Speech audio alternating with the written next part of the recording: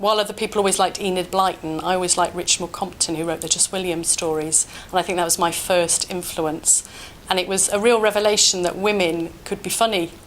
And I suppose after that, Alan Corran always liked. I think it's because I had a lot of dental work when I was little, and always in the dental surgeries there was Punch, and Alan Corran used to write for Punch. So I think at a very early age I just soaked up anything that was funny.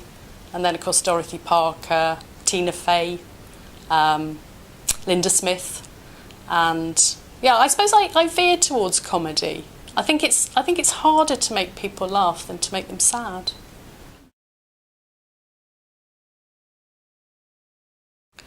I really like Vari McFarlane. I read her recently. You had me at Hello, and I think because she's such a fresh voice, it's almost like Caitlin Moran's written a romance, and I think that it felt very modern and very immediate. I very much like that. As far as the 50 Shades thing's concerned, I think that's fine, but I think in a romance it has to be led by the characters. I think it always shows if it's bolted on. I mean, my first book, Mr. Wolf, had quite a lot of sex in it, but that was what the characters were like. Whereas the second one had much less because it would have just been weird. It wouldn't have been right for the two of them. So I think I don't mind any amount of heat in a book as long as it's right for the characters and the story.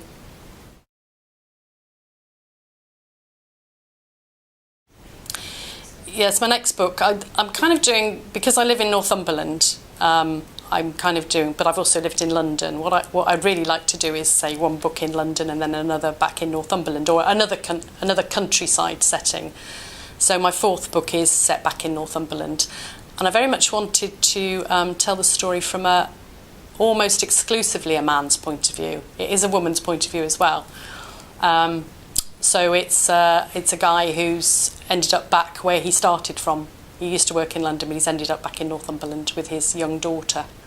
And what happens when somebody new comes into that setup, who nobody knows anything about.